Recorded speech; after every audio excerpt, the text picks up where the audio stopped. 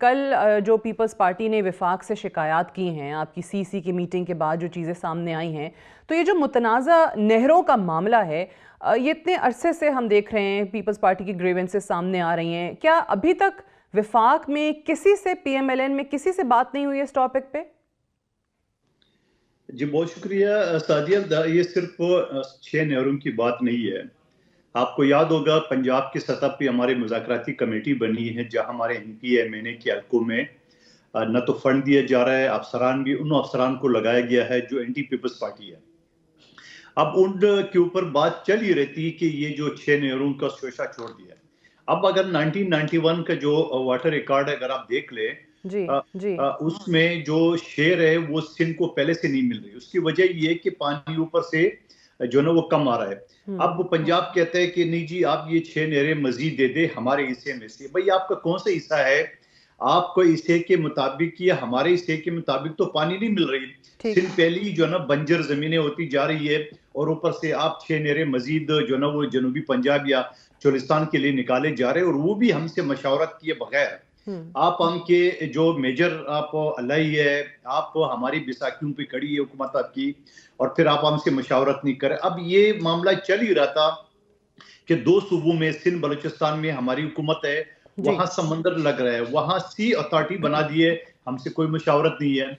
इससे पहले क्योंकि 4 मनसूबा कराची में जो पानी के जो शहबाज शरीफ साहब दौड़ते हुए हर मरतबा जो है ना 5 साल बाद कराची इलेक्शन के लिए तो आ जाते हैं, मगर कराची बूंद बूंद पानी को तरस रहा है। वो पैसे नहीं दिए K4 मनसूबे का, और फिर K5 मनसूबा हमने बनाया था खुर्शीद शाह साहब की जो वजारत में, और इसमें शहबाज शरीफ साहब को मेरा हल्का NA242 बल्दिया टाउन लगता है।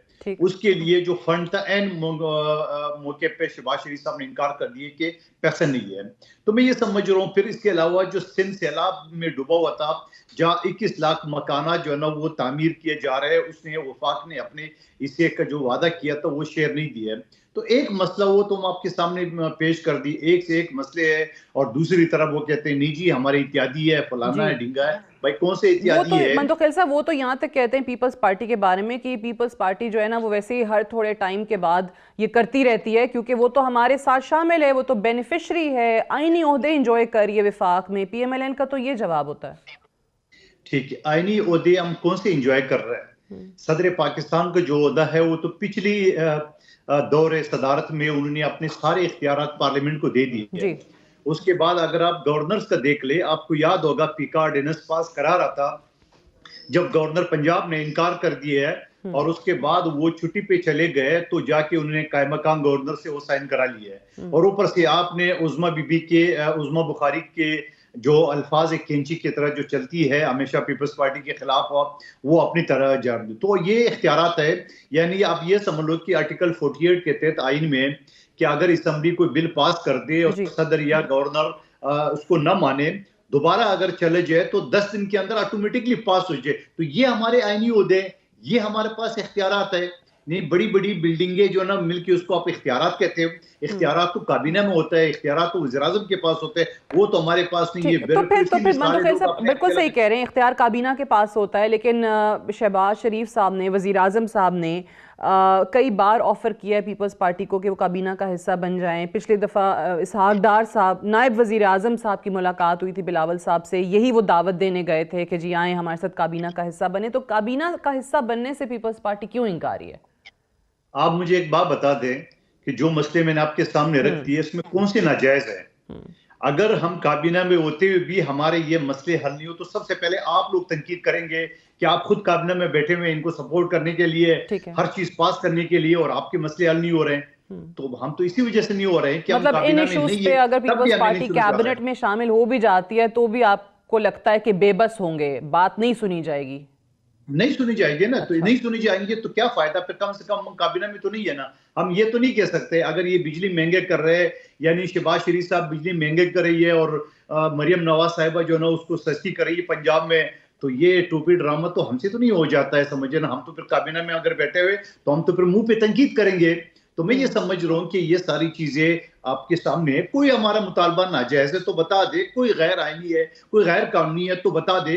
शहबाज शरीफ साहब इलेक्शन के लिए तो दौड़े दौड़े कराची आ जाता है, और जब कराची को या सिंध को पैसा देने की बात आता है तो वो नहीं। आप देख रहे हैं कि पूरा सिंध में, पूरा बलूचिस्तान में एक मोटरवे भी नहीं है। आप मुझे बताओ, ज्यादा नहीं है? ऊपर से जो है ना वो अलीम खान साहब कह रहे आप अपने दौर में क्यों नहीं बनाया? तो भाई अगर हमने अपने दौर में नहीं बनाया, हमारी हुकूमत भी बैसाखी पे खड़ी थी, काफ लीग की और जमीयत के उसपे बैसाखियों पे, तो हमने अगर नहीं बना सके या हमने दूसरे इशू पे ज्यादा फोकस किया है, तो उसका मतलब ये थोड़ी है कि आप सिर्फ अपने यानी जो आपकी अक्सरियत है, आपकी बेटी का सुबह है, वहां पे आप मोटरवे पे, यानी मुल्तान को 2 मोटरवे लग रहे हैं, पूरे बलूचिस्तान में एक मोटरवे नहीं, जो शहर गए कराची से लेके कोयटा तक, फिर कोयटा से लेके वहां पे खैबर पुख्तनख्वा तक, फिर उसके बाद अगर आप सिंध का देख ले, कराची से लेके सकर तक कोई मोटरवे नहीं। एक मोटरवे शहबाज शरीफ साहब ने ऐलान कर दिया है, अपने मोटरवे तो 11 महीने में बना रहे थे, सिंध के मोटरवे में कीड़े निकालते जी, वो फलाना डीसी भाग गया, वो बाबा डीसी भाग गया या डीसी ने कोई करप्शन, उसको बंद करे, उसको सजा दे, हमारा क्या लेना देना है। लेकिन आपने अगर बहाना बनाना है, आपने सिंध और बलूचिस्तान के साथ सोतेलापन का आपने सलूक करना है, तो आपकी मर्जी है। हमने अपना खंदा उठा लिया तो मुंह के बल गिरी की हुकूमत इनकी। ये अच्छा, ये बड़ी इंटरेस्टिंग आपने बात की है। बिल्कुल सही कह रहे हैं कि आप इत्तेहादी हैं, क्योंकि इस हुकूमत के पास तो उस तरीके से मेजॉरिटी नहीं है।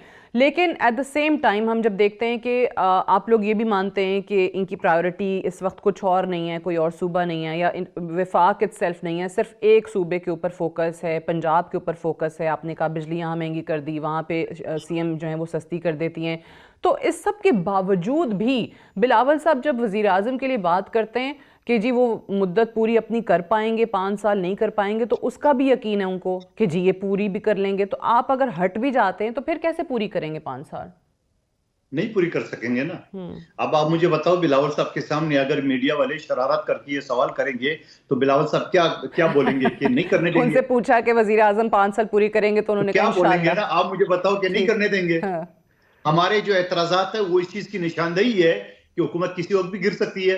चलो बिलावल साहब नहीं कहते, मैं कारकुन के हिस्से से कह रहा हूँ, किसी वक्त भी गिर सकती है। पीपल्स पार्टी हट गई तो हुकूमत खत्म, मुंह के बल पे मैं और आप अभी बात कर रहे हैं ना। अगर अभी हो जाए तो अगले मिनट में आप शहबाज शरीफ आपको साबिक वज़ीर आज़म कहना शुरू कर देंगे अब। ठीक। और फिर उसके बाद दूसरा वजह ये है, पंजाब पे जो फोकस है वहां 148 जनरल सीटें कौमी असम्बली की है। नवाज शरीफ साहब जो है ना तंदूर पे तो मरियम नवाज साहिबा के साथ तो जा रहा है, मगर वफाकी हुकूमत के एक भी प्रोजेक्ट में, एक भी सेरेमनी में उसने शमूलियत नहीं की है। वो तो ऑन ही नहीं कर रहे, जबकि उसकी भाई की हुकूमत है, जबकि उसकी पार्टी का वज़ीर आज़म है। लेकिन इसका मतलब यही है कि उनको फोकस पंजाब पे, वो ये समझ रहे कि पंजाब में हमने फोकस कर लिए, वज़ीर आज़म भी यहीं से बनेगा, सबसे बड़े सूबे का वज़ीर आला भी यहीं से बनेगा, हमें एक छोटे सूबे की जरूरत नहीं है। तो उनको ये ख्याल है अगर पीपल्स पार्टी अपोजिशन भी चली गई है या हुकूमत से हट गई है तो पंजाब भी नहीं चलेगा। अच्छा, ये आपने जो बात की है इसका मुझे बताइए कि पीपल्स पार्टी ऑब्वियसली बहुत ज़ीरक सियासतदान वहाँ पे हैं। जरदारी साहब ख़ुद बहुत दफ़ा हमेशा ही बल्कि मुफाहमत की बात करते हैं, फिर ये चीज़ भी हो रही है जो PMLN से आप लोगों के शिकवे हैं। तो इसकी वजह क्या है कि उनको लगता है कि असल जो अपोजिशन थी पाकिस्तान तहरीक इंसाफ की सूरत में वो बिल्कुल ही अब ख़त्म हो चुकी है या ठंडी होकर बैठ चुकी है, तमाम उनकी तहरीक फ़ेल हो चुकी हैं, इसलिए जो उनके ऊपर कहीं ना कहीं कोई ख़तरात मंडलाते भी थे वो अब ख़त्म हो गए। सो इसलिए आपको लगता है कि ये ओवर कॉन्फिडेंट इस वक्त हैं कि पीपल्स पार्टी की चीज़ों को कुछ समझ ही नहीं रहे?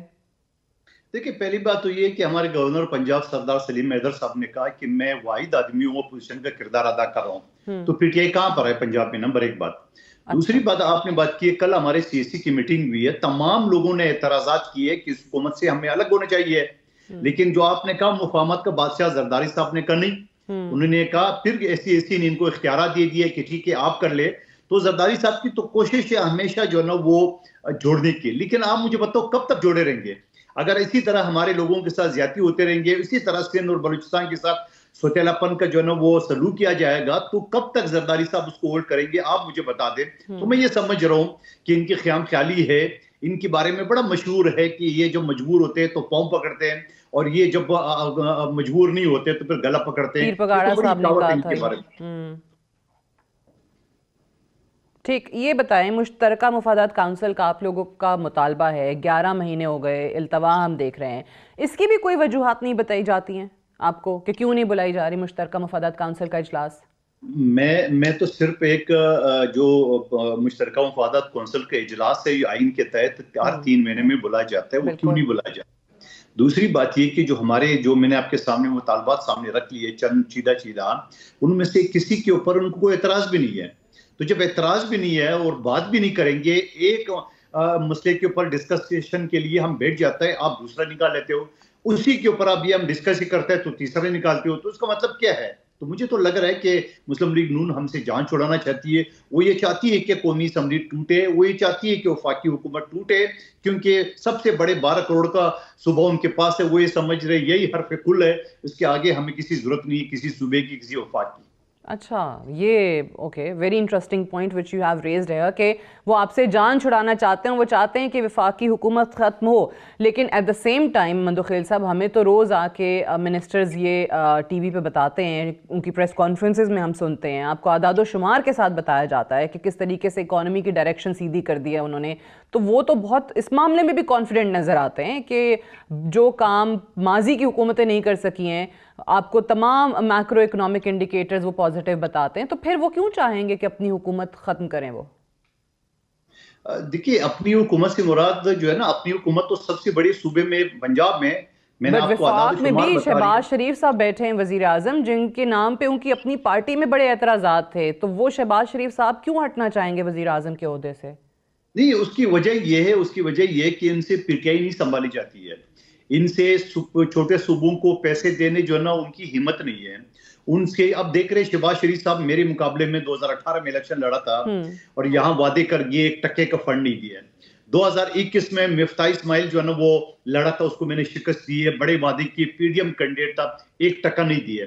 2024 में शहबाज शरीफ साहब और मुस्तफा कमाल साहब आपस में लड़ रहे थे, एक दूसरे के इत्यादि का नहीं है, लेकिन जब मैंने शहबाज शरीफ साहब के कागज चैलेंज किए तो नाइली से बचने के लिए वो चलते गए यहाँ से। तो मैं ये समझ रहा हूं कि वो इलेक्शन के लिए तो आ जाते हैं, मगर मैं सिंध और फिर मैं आपको एक और चीज बता दूं, ये जो 6 नेहरूं की बात है, मैं हमेशा कहता था, कल तो इनकी अपनी मरकजी नायब सदर सिंध, मरकजी नायब सदर मुस्लिम लीग नून का शाह मोहम्मद शाह साहब ने बाकायदा खत वज़ीर आज़म को लिखा है कि 6 नहरें जो है ना ये आप न निकाले, आप ये सिंध की जो है ना बंजर हो जाएगी। तो आप मुझे बताओ, तो जो उनकी अपनी पार्टी सिंध में उनकी मुखालफत करी इन 6 नेहरूं के, तो वो क्यों निकाले जा रहे हैं? तो उसका मतलब यही है, उनको बहाना चाहिए हमसे अलग होने का।